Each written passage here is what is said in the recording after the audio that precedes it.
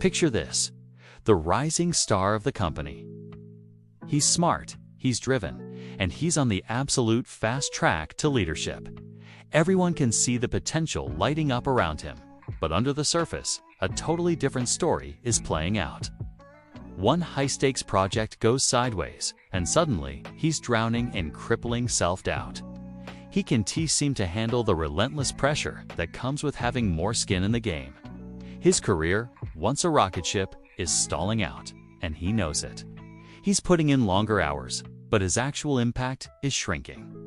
That awful, overwhelming feeling. That's becoming his new normal. This is a story I see play out all the time. Talented professionals who are held back not by a lack of skill, but by their own mindset.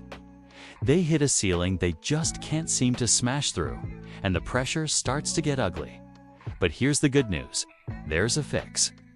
Mental toughness isn't some genetic lottery you either win or lose at birth. It's a skill. It's a psychological edge that you can develop, just like a muscle, to handle the insane demands of a high-stakes career. It's what lets you perform at your best, no matter what's going on around you.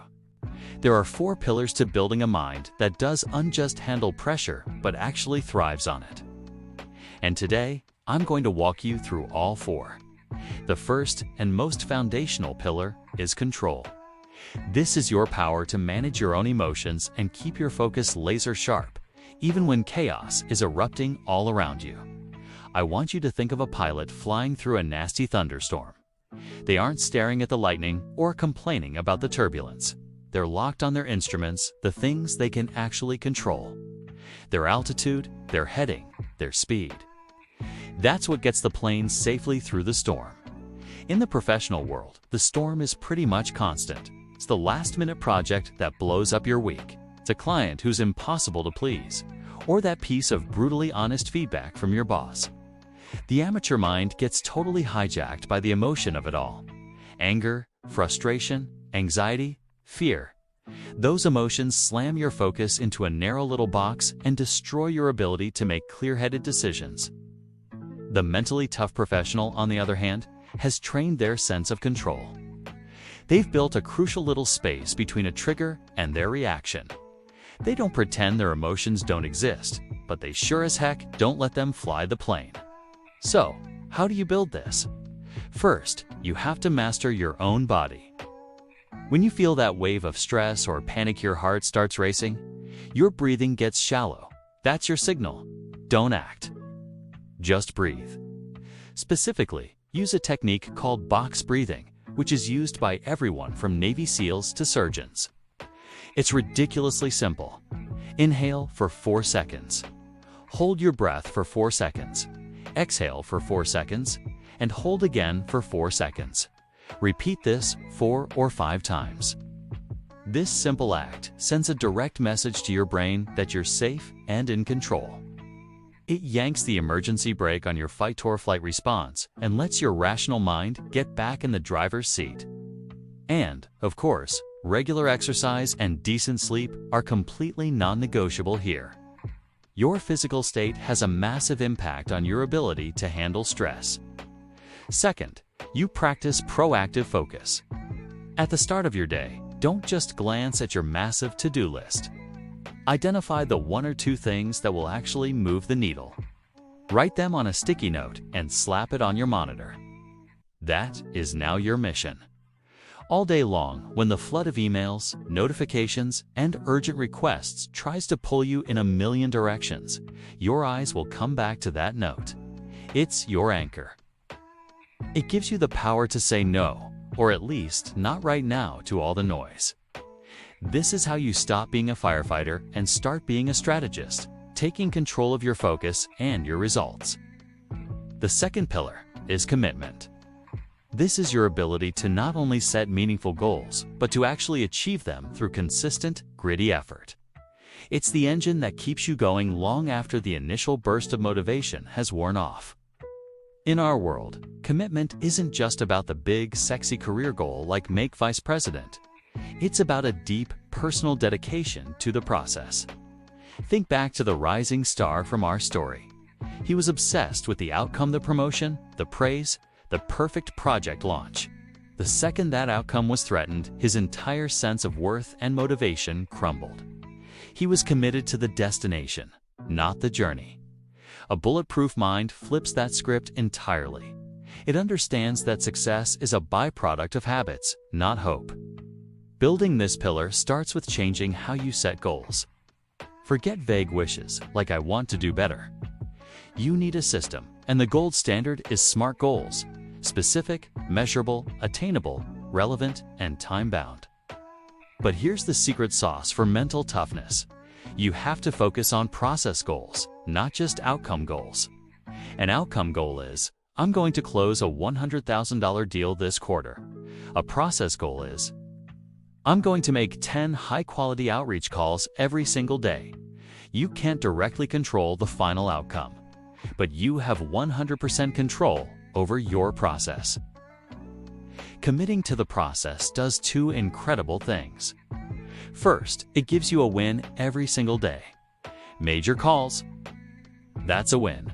Finish that report draft, win. These small daily victories build a powerful momentum that reinforces your belief in yourself. Second, it keeps you grounded when you get knocked down. If you lose that big deal, the amateur mind screams, "I'm a failure." The committed mind says, "My process is solid. I'll figure out what I can learn from this, and I'll execute my process again tomorrow." To truly forge this pillar, you have to build habits that back up your commitment. Top performers don't wait for inspiration. They build routines that guarantee they show up day in and day out. If your goal is to become a stronger writer, commit to writing for 30 minutes every morning before you even look at your email. No excuses. That relentless consistency is what separates the pros from the amateurs. What's the biggest source of pressure you're dealing with in your career? Drop it in the comments below. I'd love to hear what challenges you're up against. The third pillar might be the most transformative of them all: challenge. This is the mindset shift that allows you to see obstacles and high-pressure moments not as threats, but as opportunities. It's about adopting what Stanford psychologist Carol C. Dweck famously called a growth mindset, the core belief that your abilities are fixed, but can be developed through hard work and dedication. Most people operate from a threat mindset. When they get a tough assignment, their brains start spinning. What if I screw this up? This is going to be so stressful. I don't know if I'm good enough for this. My entire reputation is on the line. This thinking immediately triggers anxiety and makes you want to either run away or play it so safe that you can't possibly fail or succeed. The professional with a bulletproof mind reframes this on the spot. Their internal monologue sounds more like this: "Okay, this is a tough one. What can I learn here? This is a chance to sharpen my skills and show what I can do." This challenge mindset turns a source of stress into a source of energy. Mentally tough people see challenges as a chance to level up, not as a final exam on their current limits. So, how do you actually build this? First, you have to actively seek out discomfort. You've got to remember, growth and comfort are terrible roommates. They never live in the same house. Start volunteering for the assignments that are just a little bit outside your current skill set. Does public speaking make your palms sweat? Great. Join Toastmasters or offer to present at the next team meeting. Weak in data analysis. Ask to get pulled into a project that's heavy on it. Every time you step outside your comfort zone and come out the other side, you teach your brain that you're capable of handling more than you thought. Second, you have to learn to analyze, not agonize, over your failures. When something goes wrong, don't just sit there stewing in it. Instead, do what the US Army calls an after-action review. It's a simple, brutally effective process. You ask for questions. What was supposed to happen? What actually happened? Why was there a gap? What will I do differently next time? This simple framework strips the emotion and shame out of failure and turns it into pure, actionable data. It transforms a roadblock into a stepping stone. Embracing a challenge mindset means understanding that every setback has a lesson hidden inside it. Your job isn't to avoid the setback, it's to find the lesson and use it to get stronger. And that brings us to our final pillar, the one that's built on top of all the others: confidence. Now, I'm not talking about that loud, chest-pounding bravado. This is a quiet, deep-seated belief in your ability to figure things out and deliver on your promises. It's that unshakable inner knowledge that you can handle what's coming. And this isn't just fluff. A 2012 study from the University of Melbourne found that self-confidence is a more powerful predictor of workplace success than almost anything else, leading directly to higher wages and faster promotions. Confidence is earned.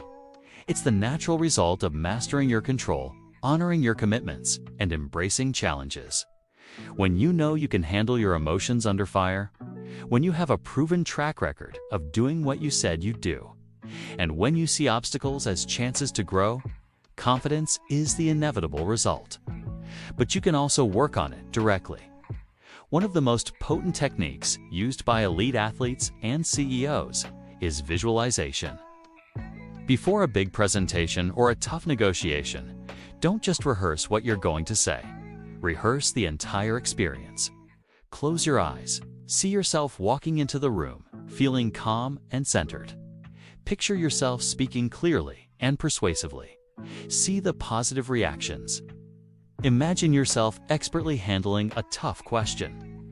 By mentally rehearsing success, you're creating a neural blueprint that your brain will naturally want to follow when it's showtime. It dials down anxiety and primes you for peak performance. The second technique is to become the moderator of your own self-talk. Your mind is having a conversation 24/7, and for a lot of people, that inner voice is a relentless critic. A mentally tough professional acts as a firm but fair manager of that dialogue. When you catch yourself thinking, "I can't do this," you have to challenge it. Is it really true that you can't? Or is it just that it's going to be difficult and you're scared? You have to replace that thought with something more honest and empowering, like, "This is tough, but I have the resources to figure it out." Or, "I've handled difficult situations before, and I can handle this one, too." As Henry Ford famously said, "Whether you think you can or you think you can't, you're right." Confidence isn't believing you'll never fail. It's believing you can handle failure. It's knowing that whatever happens, you have the inner strength to adapt, learn, and keep moving forward. So there you have it. The path from being a promising professional getting crushed by pressure to becoming a resilient leader who uses it as fuel is paved by these 4 pillars. First, control. You manage your emotions and focus on what you can influence, becoming the calm center in the storm. Second, commitment. You build an unstoppable engine by focusing on the daily process, not just the final prize. Third, challenge.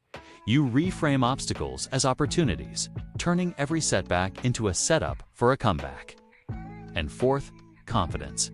You build an unshakable belief in yourself, not because you're perfect, but because you're capable. Remember that rising star from the beginning. By focusing on these 4 areas, he didn't just get his career back on track, he transformed it. He stopped fearing pressure and started using it as fuel. He became the leader everyone knew he could be, not just because of his talent, but because he took the time to forge a bulletproof mind. Look, this isn't an overnight fix. It takes deliberate, consistent practice. But just like going to the gym, every single rep you put in builds your capacity. If this was helpful and you're ready to start building your own bulletproof mind, do me a favor and hit that subscribe button and turn on notifications so you don't miss what's next. Building mental toughness is a journey, and we're here to give you the map. Thanks for watching.